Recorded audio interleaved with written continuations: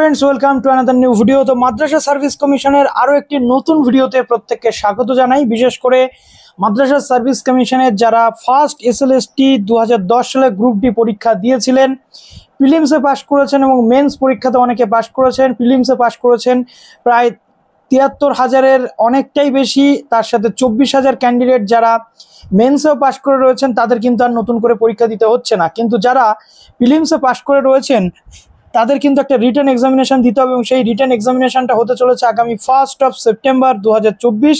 তো আজকে অলরেডি আমরা দেখতে পাচ্ছি অ্যাডমিট কার্ড ডাউনলোডের যে সিস্টেম সেটা চলে এসেছে এবং অ্যাডমিট কার্ড ডাউনলোড করে আমি দেখাবো কীভাবে অ্যাডমিট কার্ডটা ডাউনলোড করতে হবে। তার সাথে সাথে অ্যাডমিট কার্ডে কী কী জিনিস রয়েছে, কী কী নিয়ম থাকছে, কত মার্কসের কোশ্চেন থাকছে, কী কোশ্চেন থাকছে।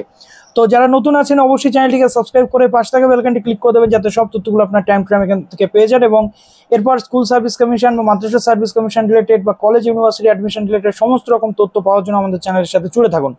তো এই যে ওয়েবসাইটটাতে আপনার চলে আসবেন wbmsc.com, এসে জাস্ট এই জায়গাটাতে আপনাদের ক্লিক করতে হবে ডাউনলোড ফর অ্যাডমিট কার্ড। এবং বলে রাখি আজকেও যারা 25 তারিখ পর্যন্ত তো টাইম রয়েছে আপডেটেশনের, তো আপডেশন যারা আজকেও করবেন তারাও কিন্তু অ্যাডমিট কার্ড পেয়ে যাবেন। তো জাস্ট এই লিঙ্কটাতে আপনাদের করতে হচ্ছে ক্লিক করে দেওয়ার পর দেখুন কিছু এখানে বলা রয়েছে। প্রথমত এখানে 1-9 তারিখ পর্যন্ত অ্যাডমিট কার্ডের এই উইন্ডোটা ওপেন থাকবে। আমি বলবো আপনারা তার আগে অ্যাডমিট কার্ডটা প্রিন্ট করে অবশ্যই রেখে দেবেন, ঠিক আছে? তো এখানে আপনার registration number, date of birth, year দিচ্ছেন, দিয়ে লগ ইন করে দিচ্ছেন। লগ ইন করে দেওয়ার পর আপনার সামনে এরকম একটি পেজ কিন্তু ওপেন হয়ে যাবে যেখানে আপনার অ্যাডমিট কার্ডটা শো করতে শুরু করবে। ডাউনলোড অ্যাডমিট কার্ড, ঠিক আছে? 2 পেজের অ্যাডমিট কার্ড রয়েছে, দুটো পেজ সেপারেট পেজে কিন্তু আপনাদের A4 শিটে এটাকে প্রিন্ট করিয়ে নিতে হবে। ওকে, তো ডাউনলোড অ্যাডমিট কার্ডে আপনি ক্লিক করে দিলেন।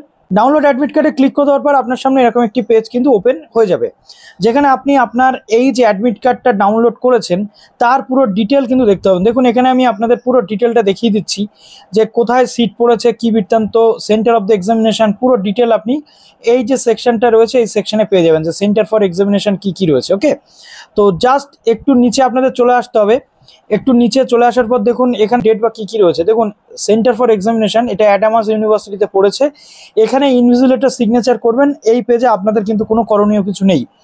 কতক্ষণ পরীক্ষা হবে? দুপুর 12টা থেকে দুপুর 1টা পর্যন্ত কিন্তু পরীক্ষা হতে চলেছে, অর্থাৎ 1 ঘন্টার পরীক্ষা। 1 তারিখে কিন্তু এক্সামটা হতে চলেছে। চলে আসি সেকেন্ড পেজে যেটা আপনাকে করতে হবে। দেখুন সেন্টার এখানে দেওয়া রয়েছে, সিগনেচার অফ দ্য ক্যান্ডিডেট। এই অ্যাডমিট কার্ডে আপনাকে একটা সিগনেচার করতে হবে এবং এখানে ইনভিজিলেটর যিনি পরীক্ষক থাকবেন তিনি সিগনেচার করবেন। আর এইখানে আপনাকে একটা ছবি মারতে হবে। অর্থাৎ এখান থেকে প্রশ্ন উঠতে পারে তাহলে কি আমাকে ছবি নিয়ে যেতে হবে? অবশ্যই আপনাকে কিন্তু একটা ছবি নিয়ে যেতে হবে। ওকে, দেখুন ইনস্ট্রাকশনগুলো কি বলা রয়েছে, খুব ভালোভাবে আপনারা এই ইনস্ট্রাকশনগুলো দেখুন বাংলা এবং ইংরেজি দুটোতেই কিন্তু দেওয়া রয়েছে, যেটা আপনাদের পছন্দ হবে। বাংলাটা আপনাদেরকে একটু এক্সপ্লেন করে দিই। প্রথমত অ্যাডমিট কার্ডটি ভালো করে পড়তে হবে এবং যদি কোনো সমস্যা থাকে কমিশনের নজরে আনতে হবে।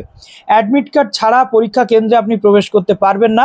পরীক্ষা হবে 1-9-2024 বেলা 12টা থেকে দুপুর 1টা পর্যন্ত। 1 ঘন্টার পরীক্ষা আপনাদের হতে চলেছে।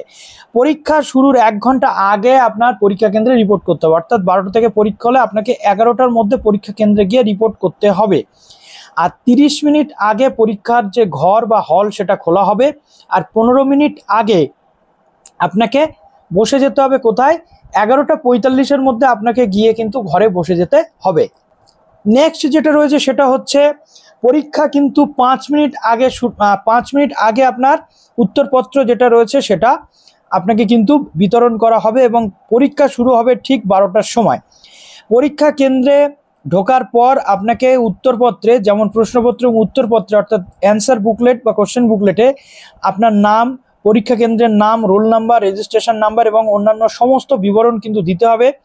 এটা যিনি এক্সামিনার বা ইনভিজিলেটর থাকবেন তিনি কিন্তু যাচাই করে নেবেন। ওকে, এরপর আমি চলে আসছি কোথায়? নেক্সট আমরা চলে আসছি নির্দিষ্ট একটা জায়গা দেওয়া থাকবে উত্তরপত্রের, সেই জায়গাতেই শুধু এই নাম, রোল নাম্বার বা রেজিস্ট্রেশন নাম্বার লিখবেন। সেই জায়গা ছাড়া, নির্দিষ্ট জায়গা ছাড়া কোনো রকম জায়গাতে মার্ক বা দাগ দেওয়া যাবে না, প্রার্থীর নাম বা স্বাক্ষর করা যাবে না, যাতে আপনার পরিচয় বা প্রার্থীপদ বাতিল হয়, ঠিক আছে? এরপরে রয়েছে পরীক্ষার্থী বেলা 12টার সময় বেল বাজলে উত্তরপত্র বা প্রশ্নপত্র কিন্তু খুলতে পারবে। এবার সবচেয়ে গুরুত্বপূর্ণ পার্ট যে পরীক্ষাটা কত নাম্বারের হবে, কিভাবে হবে, আগের সিলেবাস অনুযায়ী হবে কিনা। ডেফিনেটলি আগের সিলেবাস অনুযায়ী কিন্তু পরীক্ষা হবে, যেহেতু 24,000 ক্যান্ডিডেট অলরেডি পাস করে রয়েছে, কাজেই নতুন সিলেবাস নিয়ে পরীক্ষা করলে আবার কেস হওয়ার সম্ভাবনা থাকতে পারে। তাই পুরনো সিস্টেম 2010-এর যে গেজেট পাবলিশ হয়েছিল সেই অনুযায়ী আপনাদের এই পরীক্ষা কিন্তু হতে চলেছে। টোটাল 15 নম্বরের লিখিত পরীক্ষা হবে, যেখানে ইংরেজি থাকবে 8 মার্কসের এবং পাটিগণিত, অনলি পাটিগণিত থাকবে 7 মার্কসের। দুটি বিষয় আলাদাভাবে যোগ্যতা অর্জন করতে হবে, অর্থাৎ ইংরেজি এবং আপনাদের যে অঙ্ক থাকবে দুটোতে আলাদা আলাদাভাবে কিন্তু পাস করতে হবে। একটাতে পাস করে অন্যটাতে, একটাতে বেশি নাম্বার পেয়ে অন্যটাতে কম নাম্বার পেয়ে ফেল মার্কস থাকলে কিন্তু আপনি পাস করতে পারবেন না। কাজেই আপনাকে এই দুটো বিভাগেই পাস করতে হবে, ঠিক আছে। ইংরেজি কিন্তু আপনাকে পড়তে হবে, ইংরেজির যে জায়গা রয়েছে এখানে সাধারণ যে ইংলিশ বা জেনারেল ইংলিশ আপনাকে পড়তে হবে, এবং অ্যারিথমেটিক থেকে থাকবে কিন্তু 7 মার্কসের আপনার পরীক্ষা। ওকে, তো এখান থেকে আপনি বুঝতেই পারছেন যে গ্রুপ ডি লেভেলের যে পরীক্ষা হতে চলেছে, আপনি 5 থেকে 8 পর্যন্ত বা মাধ্যমিক লেভেল পর্যন্ত ম্যাথ করলে কিন্তু অলমোস্ট আপনি এখানে পেয়ে যাবেন। বিশেষ করে 7, 8, 9, 10 এই দুটো ক্লাসের অঙ্ক পাটিগণিত করলে আপনি কিন্তু এখানে পেয়ে যাবেন। আর ইংলিশ রয়েছে আপনার জেনারেল ইংলিশ, তো এটা আপনাকে করতে হবে। পরীক্ষা শুরু হওয়ার পর পরীক্ষা হলে প্রবেশ করতে দেওয়া হবে না, পরীক্ষা শেষ না হওয়া পর্যন্ত আপনাকে বেরোতে দেওয়া হবে না। যদি কোনো পরীক্ষার্থী পরীক্ষা চলাকালীন, পরীক্ষা শেষ হওয়ার পরে প্রশ্ন উত্তর পুস্তিকা পরীক্ষার হলে বাইরে নিয়ে যায়, তাহলে তার পরীক্ষা কিন্তু বাতিল হবে। অর্থাৎ এখানে যেটা দেখা যাচ্ছে, কোনো কার্বন কপি দেওয়ার কথা কিন্তু বলা হচ্ছে না, অর্থাৎ পরীক্ষার পর যে কার্বন কপি দেওয়া হয় কোশ্চেনের সেরকম কিন্তু নেই। আপনাদের মনের প্রশ্ন জাগতে পারে এমসিকিউ মোডে প্রশ্ন হচ্ছে নাকি আপনার লিখিত আকারে প্রশ্ন হচ্ছে রিটেন এক্সাম।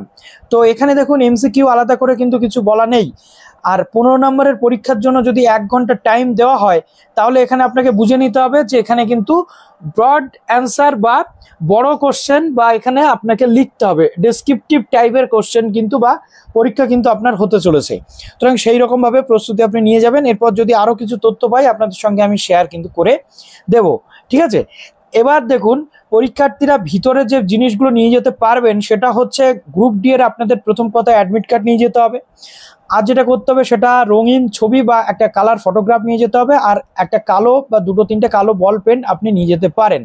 যেগুলো নিয়ে যেতে পারবেন না সেটা হচ্ছে কোনো ব্যাগ, হ্যান্ড ব্যাগ, পার্স বা টাকার bag, money bag, mobile phone বন্ধ করা থাকলেও নিয়ে যেতে পারবেন না, পেজার বা কোনো পেজ নিয়ে যেতে পারবেন না, tab, laptop, headphone, calculator, electronic scientific ঘড়ি, ডিজিটাল ঘড়ি অর্থাৎ smart watch, Bluetooth device, IT যে কোনো রকমের আইটি গ্যাজেট বা অন্য কোনো ইলেকট্রিক সরঞ্জাম বা যোগাযোগ device, pen drive, microchip, SD card, hard drive, তারপরে লক, টেবিল, জ্যামিতি, পেন্সিল বক্স, যে কোনো ধরনের কাগজ, স্টেশনারি, টেক্সচুয়াল উপাদান, মুদ্রিত বা লিখিত বা খাওয়ার সামগ্রী, লাইটার বা ম্যাচ আপনি কিন্তু নিয়ে যেতে পারবেন না। তো এখান থেকে আপনি বুঝে গেলেন যে কি কি নিয়ম আপনাদেরকে পালন করতে হবে, কোন কোন ভাবে এখানে আপনি যেতে পারবেন আর কোন কোন ভাবে যেতে পারবেন না। তো যদি কোনো প্রশ্ন থাকে কমেন্টে জানান, এবং কি কি পড়বেন না পড়বেন সেগুলো নিয়ে যদি একটা ভিডিও করা যায় অবশ্যই আমি ভিডিও করে দেখিয়ে দেবো। ভালো থাকবেন সবাই, বেস্ট অফ লাক।